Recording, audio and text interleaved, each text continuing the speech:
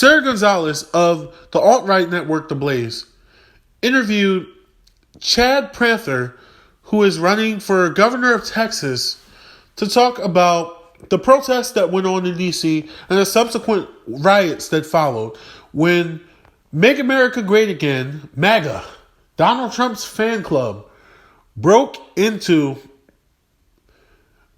the U.S. Capitol and caused mass destruction, and someone ended up dying as a result, and many people got injured. Now, she interviewed Chad Prather about the riots, and she accidentally asked a good question. Let's see what he had to say in response, and look at her response. Of everything, but here are the Trump supporters in the Capitol. Watch.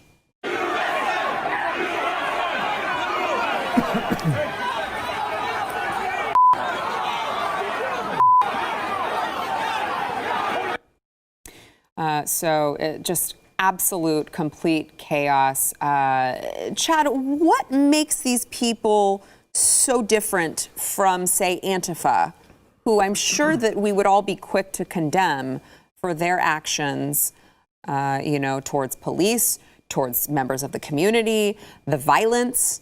What is different here? Because I'm seeing violence and I'm like, why are we doing this? Why?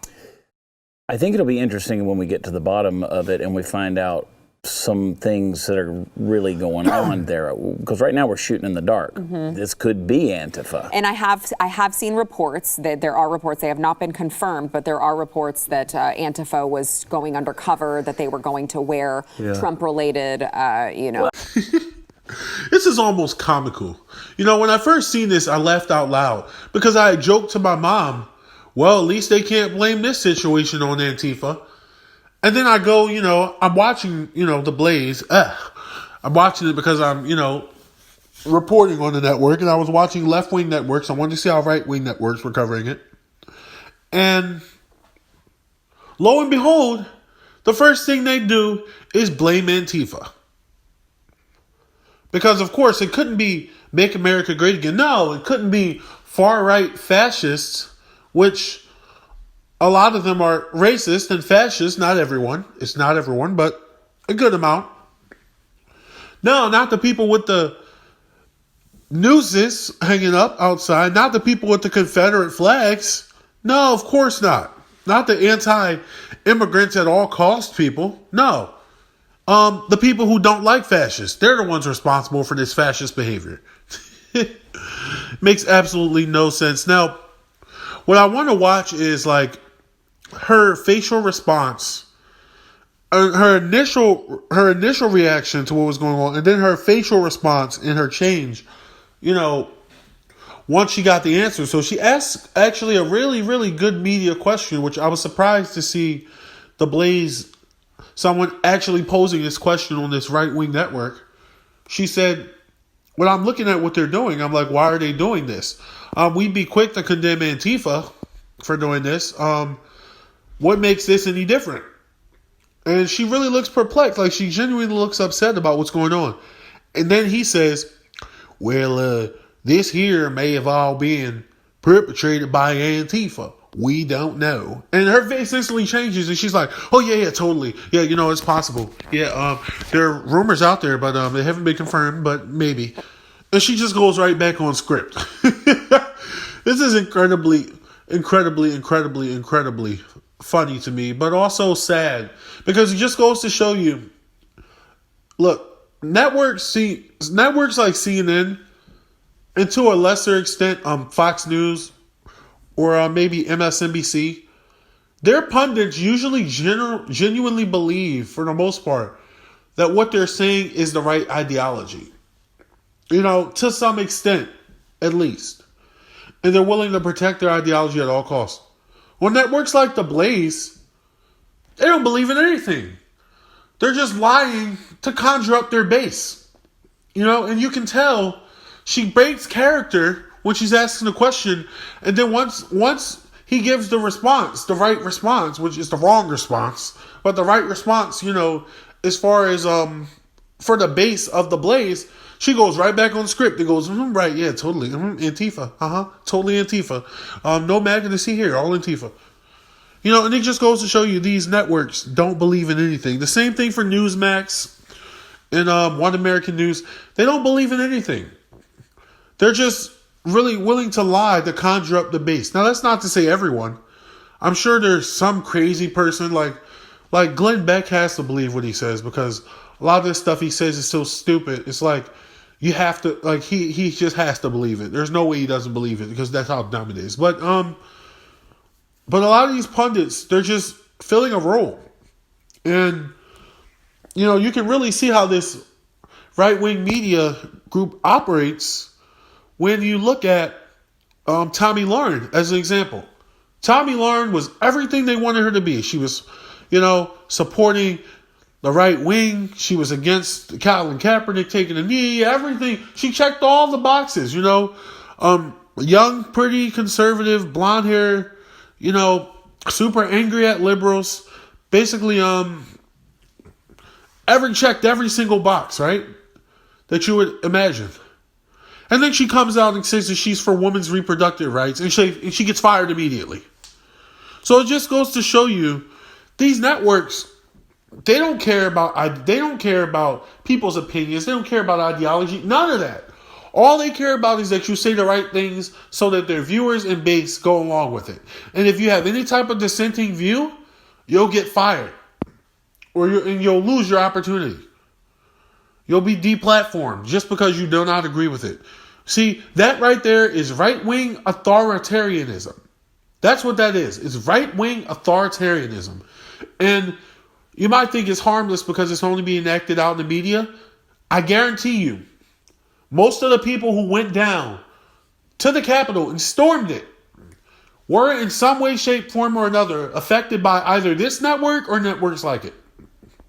I'm telling you. And we can blame Donald Trump all day, because at the end of the day, I do think he shares a large responsibility in this. But you also have to blame the right-wing media, especially the right-wing bubble media that won't acknowledge that Joe Biden won the election and continue to perpetuate the narrative that he lost, or somehow Mike Pence can reverse it, you know, like do a Uno reverse card and say, oh, actually Trump won. Like, it's ridiculous. Matter of fact, at first they were saying, oh, well, the election's been stolen.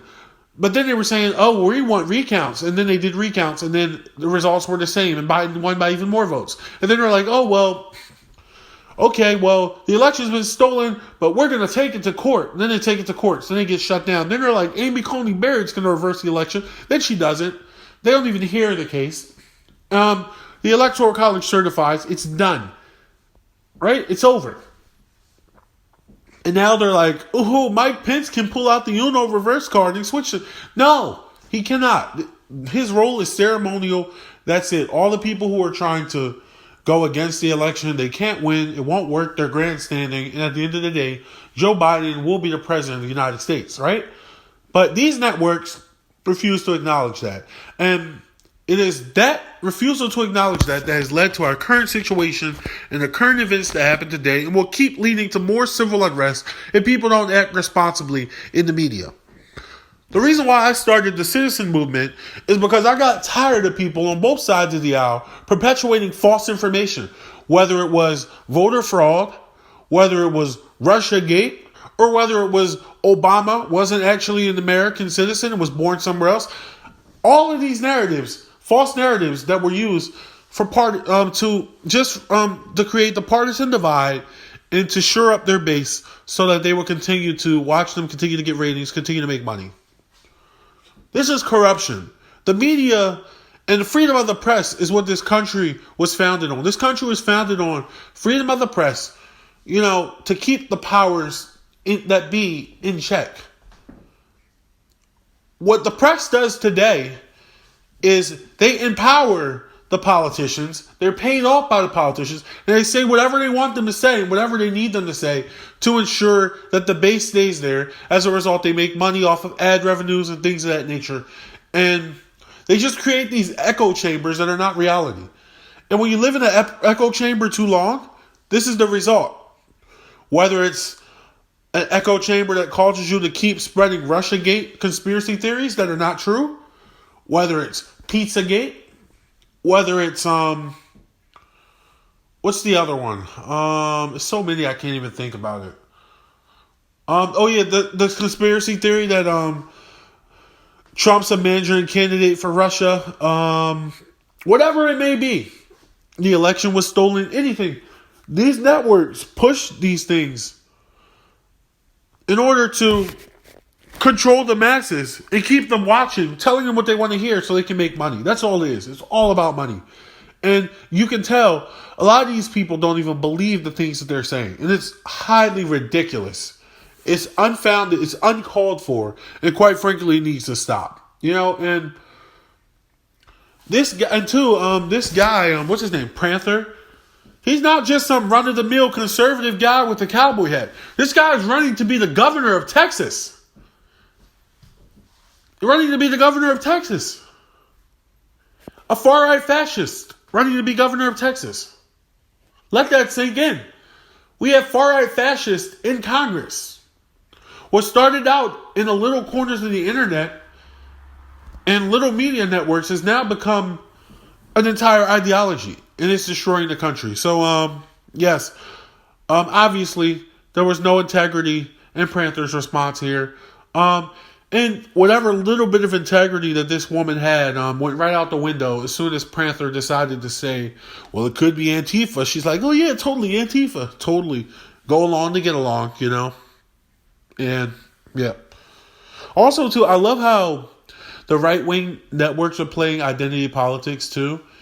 With her being like Hispanic and stuff, they're like, hey, here's a right-winger for Trump. It's just so like they're doing the same thing that the Democrats do, but it's just, they're trying to be less obvious, but it's not working. Just like they're saying, we might run the first women of color to become president. She's Native American. Oh, look, everyone loves her. Like, will you stop it? Please just stop. I can't even think of her name right now because my head is hurting. But if you guys know who I'm talking about, the Republican I'm talking about. They want to run for president. Drop her name in the comments. But I just can't stand it, man. Can't stand it. And I know I kind of went on a little bit of a rant at the end, but just come on, man. Antifa? Really? Antifa convinced Trump protesters to storm the Capitol to make Trump protesters look bad? Come on, man. Just give it up. It's garbage. And they know it.